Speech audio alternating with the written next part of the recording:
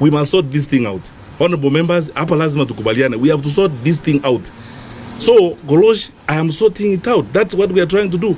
I wish this gentleman was cooperative in the manner in which the facts are clear to him. And as I told you, Mr. Chairman, I will bring the file to you so that you peruse it yourself and see what we are talking about. It is not right that when we are trying to make a genuine effort, we are being called lords of impunity, that we are making the wrong mistakes and so on and so forth. None of these, even our colleagues in the media who are reporting this matter, none of them has gone through the facts that we are putting before them. None of them has asked the very basic questions. Now, I want to see what the Law Society of Kenya is going to do, and the judiciary, now that the officers have actually lied on oath, filed affidavits in court lying. As for the relations between us and the judiciary, I want to say this. The spokesperson for the executive branch of government, by constitution and by practice, is His Excellency the President. I don't have powers to be a spokesperson for the executive branch of government, but I can make this observation. From this experience and the experiences we've had in the past, we are in a unique place, and you, more than any members of parliament, because you are the security committee, need to know this. Our sector is the one that is affected most by some of the decisions that are made when they are not balanced. Why are we so bothered about the checks? The Constitution expects us to uphold checks and balances. Why are we not bothered about the balances? A clique of judicial officers, that's why I would not say, I would be very honest and say, this is not about the judiciary. It is about a clique of judicial officers who have gotten into an unholy relationship with a clique of activist lawyers and oppositionist civil society people, with the intention of humiliating the government, stalling the government, embarrassing the government, and making it impossible for the government to perform. I want to give you data. You tell me yourselves as members of parliament. When I came here before, I told you, on the crackdown on illegal machines, gambling, you are the ones who represent the people of Kenya, the children of Kenya. You know what this nonsense has done to our children in the villages. I have over 26 court orders, served all over the place. No judge, no magistrate is calm enough to say, go serve PS Kibicho, come before me, so that you argue your case. On crackdown on illicit brews, I don't know how many court orders. I've stopped the count. Served on county commissioners, regional commissioners, chiefs, everybody. You can actually sell poison in this country, because all you need is to go to court and get a court order and put it on your door and sell poison in this country. And no one says, go serve the PS. Let us listen. Let us hear the two of you so that we understand what the truth is. That's what I'm saying. It's a clique of judicial officers. It's not about the judiciary. Our judiciary has got some of the finest people in the country. There's a clique in the judiciary that has been captured by a group of people in civil society and a clique of activist lawyers. And they are riding roughshod. Have you wondered, members of parliament, because you have the burden of leadership, have you wondered, in the last 3 years, one civil society activist in Kenya has obtained nearly 30 court orders, ex parte, 30 court orders, ex parte, from the court. He walks in, he gets an order, comes out. He walks in, he gets an order, comes out. In fact, he could even walk in today and say he wants an order so that all cabinet secretaries commit suicide. You'll get the order. He walks in, gets an order, comes out. What does that say about our judicial system? Last Wednesday, the whole day, the Attorney General spent time begging for one thing, to be heard. If we had been heard by that judicial officer, they would have been told what we are telling you. Mr. Miguna is on the air side. He is not in the custody of Boynet. Boynet cannot produce him because he doesn't have him. The director of immigration would have said, this guy is not held. This would have been said.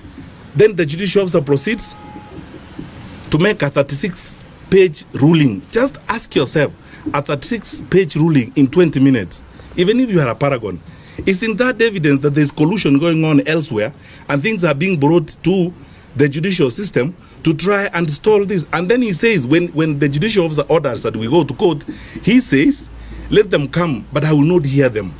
What does that mean? What do you want us? You want us for humiliation parade so that you can drag us by the collar through the street of public opinion. It's not an interest to resolve issues. How can you be condemned and heard? As I told you, this is not a story. Somebody should show me, this is the affidavit of service that shows that you were served a court order. This is what's happening. There is an evil clique of judicial officers working with activist lawyers and elements in the civil society who are determined to make sure that the executive branch does not function. And they will issue order after order after order after order. You cannot move. And you know, look, you are the security committee. If Boineti receives an anticipatory order, you know, you prepare to commit a crime, then you go to court and come up with an anticipatory order. We are hearing it's an invention in Kenya's judicial system, an anticipatory order. So you can't be arrested. So you go, get the order, and arrive here, and go and break into Honorable Ngujiri's house. You have an order. You anticipated that you're going to make a mistake. You cannot be arrested. And let me tell you, at a personal level, and this should be on the record, I am in Parliament. I witnessed this when I was in the Ministry of Education. Until Justice Mumbi Ngugi saved us in the education sector, we had about 30-something court orders served left, right, and center. You can't have a school board, you can't have what? On the basis of a letter, honorable members, a letter, a piece of paper that was signed by the late Mutula Kilonzo, given to an individual who purported to represent all parents. And he walked around the country collecting money. He has orders in Machakos, orders in Kakamega, orders wherever, Garissa, nothing moves. So, I don't know what you can do, and I can't prescribe, because you are as much government as we are. We are equal, we are at bar. So I can't direct you, I can't command Parliament, I can't do anything. All I can do as a member of the executive branch is present the reality and inform you as it is. And you, more than anyone else in the security sector, to look into this and see how best this will facilitate or inhibit the management of security in the country. Because if you give an anticipatory order to a criminal, Boynet is not going to arrest the criminal. And if you follow, those anticipatory orders are being given by a certain clique of judicial officers. Not all judges who do them. It's a certain group of judicial officers. And the lawyers who go to them, you can count them. And the civil society activists involved, you can count them. It's a collusion. It's a group of people who collude and do this kind of thing. When you listen, because a judge asked me from the Commonwealth last week, a judge rang me up when this was playing up. He's a friend of mine who knows me. He's a judge from a Commonwealth country. Asked me a question I couldn't answer. Asked me, when Justice Roslyn Abrili received this application that your guy is held at the airport, was the world going to come to an end if she said, serve the director of immigration and come before me tomorrow? Was the world going to come to an end? Because that way, the director of immigration would have explained what was going on. One, we can't arrest this guy, he's on the air side. Two, he's not in our custody, so we can't produce him. Three, receive a report from us. You should see the comments of the Kenya National Human Rights Commission, which have not been heard and have not been received in court. So you have one order issued on top of another order and so on and so forth. And it's like a race within this clique of judicial officers. It's like a race on who can humiliate the executive more, who can embarrass the executive more.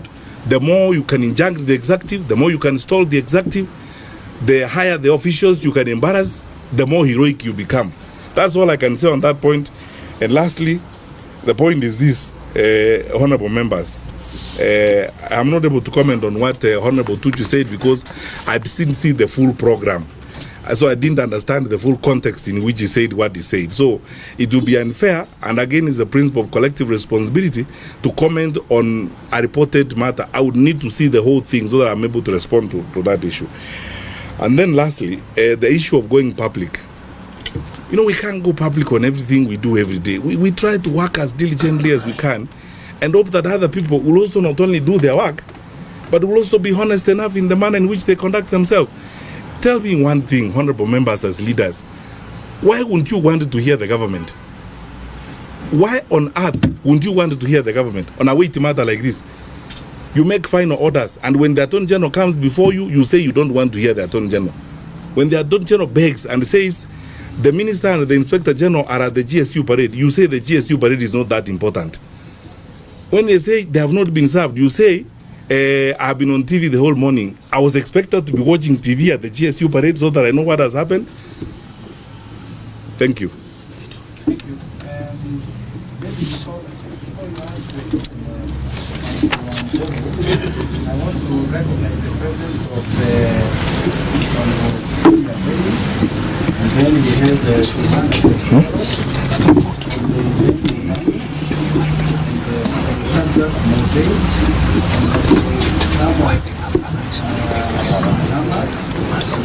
It's okay.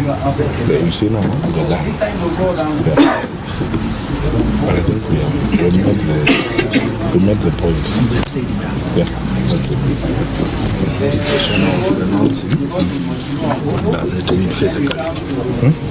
Does it mean speaking the documents back? Renouncing. You will respond to that.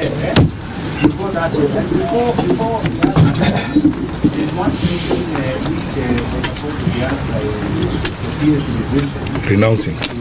Yes. And what the CS has explained, that proposals looks the state government as a hostage, really tie down the government, not the government, and they are not good for the country. They really want to back the country. So I think we have to sit down and see how we can get it. We show them and patriotism, even make it good. Yeah. Not for the country, they are for the